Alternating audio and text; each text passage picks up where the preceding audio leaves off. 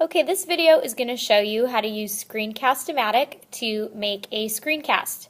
The first thing you're going to do is open up Google Chrome and go to screen-cast-o-matic.com, and the screen will look like this. You then need to create a free account on the right hand side of the screen where it says to register. Go ahead and use your school-related Google email account and use the same password that you use for your school Google account. It's one less thing to remember. I already have an account, so I'm going to log in.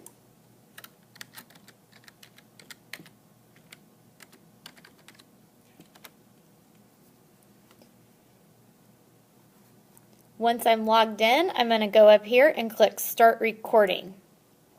Now, screen-cast-o-matic runs a program called Java, and Java sometimes makes your computer run a little bit slower. That's perfectly normal. Don't worry about it.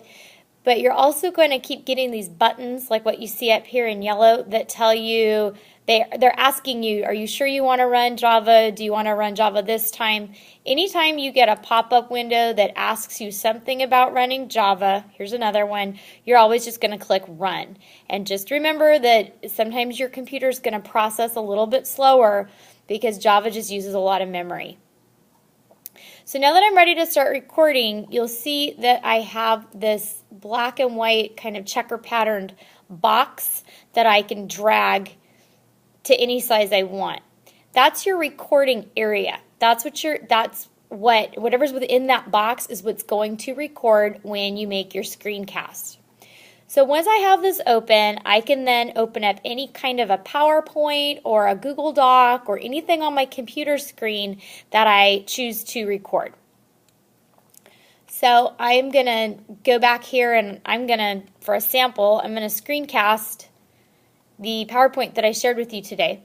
So I'm going to set my recording area, and I just want it to catch this box right here. So I'm going to change my size like this. At the bottom, I have my control toggle, and this red button is what I'm going to use to start recording.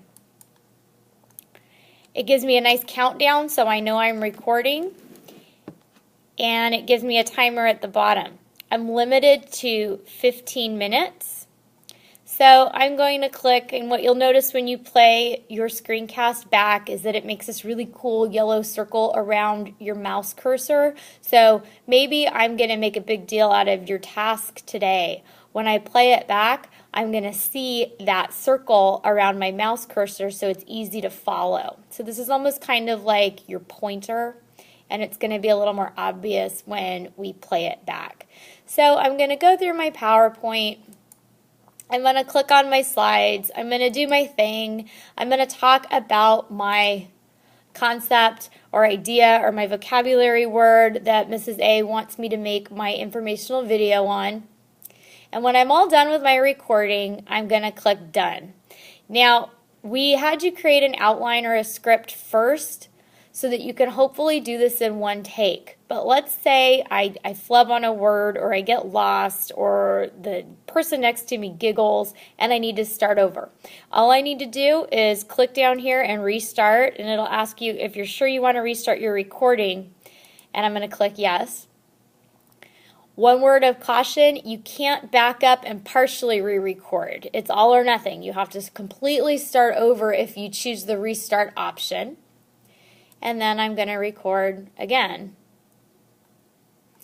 And I'm going to go through my PowerPoint. I'm going to explain my concept. I'm going to create an awesome assignment that's going to earn me all 50 points. And when I'm done recording, I'm going to click Done.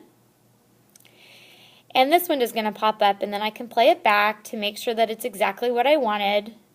You'll see that yellow cursor come up if I move the mouse around a little bit. I've got some audio playing back. I'll be able to hear my audio and double check that. And if this is exactly what I want, I'm now ready to publish.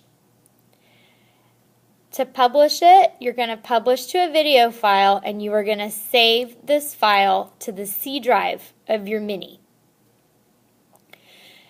From there, I'm going to make it a QuickTime. I'm going to make it an MP4. I'm going to click Save Video. and it's going to prompt me to save, just like I would save any other kind of document. So remember, on these minis, you don't have your H drive, you don't have access to L drives, so you're going to save it to your local C drive. That's the hard drive of the mini.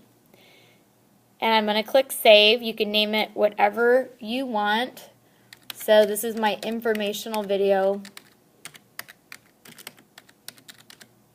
And I'm going to click save. It's going to save it as an MP4 to the computer C drive. And I'm going to go back into that C drive, and that's how I'm going to upload it to Google. And then from Google, I'm going to turn it into my teacher's Dropbox.